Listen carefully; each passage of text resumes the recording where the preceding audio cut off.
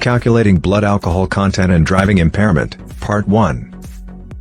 Any amount of alcohol in your system while driving will affect your physical abilities, reaction time, vision, and capacity to make sensible decisions based on the traffic situation.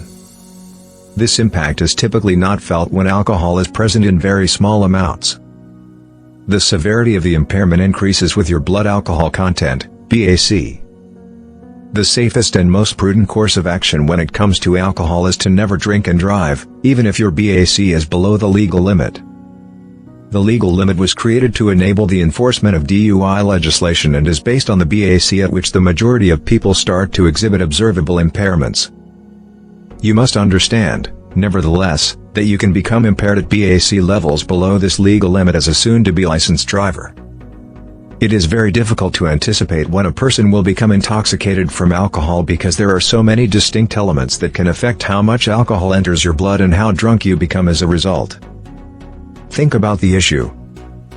Even identically sized alcoholic drinks might have very varied alcohol content. Even if two persons consume the same amount of alcohol, their blood alcohol content may differ, due to the rate at which they consumed it, whether they had eaten previously and various other factors. Alcohol may impair two people differently who have the same blood alcohol level.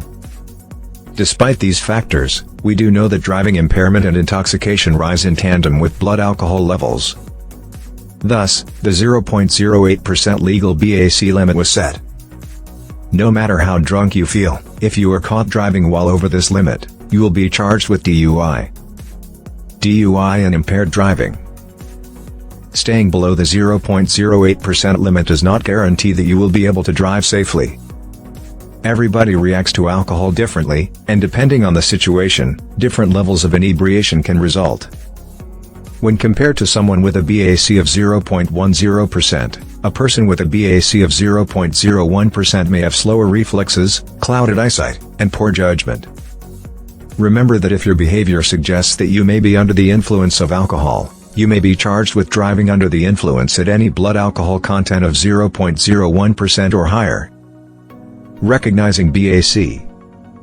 The amount of alcohol detected is divided by the amount of blood in the sample being tested to get your blood alcohol level. The definition of the 0.08% legal limit is 100 milliliters of blood contains 8 grams of alcohol.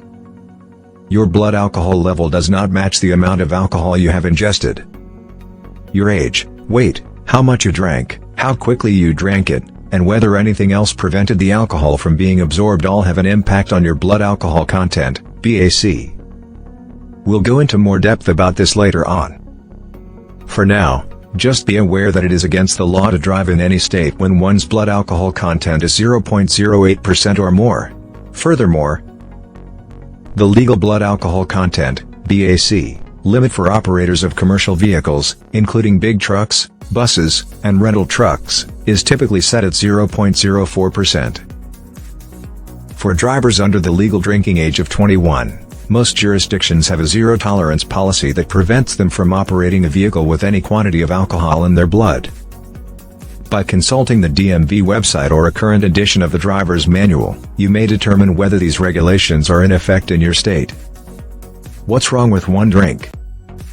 More factors than just how many alcoholic beverages someone has had affect their blood alcohol concentration. To begin with, different drinks may differ greatly in their alcohol content. The concept of a standard drink can, in principle, assist you in keeping track of your alcohol intake. According to reports, a standard beverage contains 0.6 ounces of pure ethanol, which is equal to 5 ounces of 12% alcohol wine, a 12-ounce bottle of beer with 5% alcohol, a 1.5-ounce shot of 40% alcohol by volume. However, considering one drink to have a specific amount of alcohol can result in more issues than it resolves because consumers sometimes don't know exactly what is added to their beverages. Although the sugar they contain makes them taste less alcoholic, mixed drinks frequently contain much more alcohol than a typical beer, glass of wine, or bottle of spirits. The fact that not all bartenders, or whoever is mixing the cocktail, utilize standard liquor measurements just serves to exacerbate the issue. Another problem is that not all alcoholic beverages of a particular type, such as beer, wine, or hard liquor, have the same alcohol content. While some beers can be as strong as 9 or 10%, most are around the 5% threshold. One 5-ounce bottle of 10% beer has the same amount of alcohol in it as two 5-ounce bottles of 5% beer, which can be a major issue. All things considered, it can be difficult to determine how much alcohol you have consumed. It is hard to forecast how drinking will affect your blood alcohol content or level of drunkenness, even if you are aware of exactly how much alcohol you have consumed.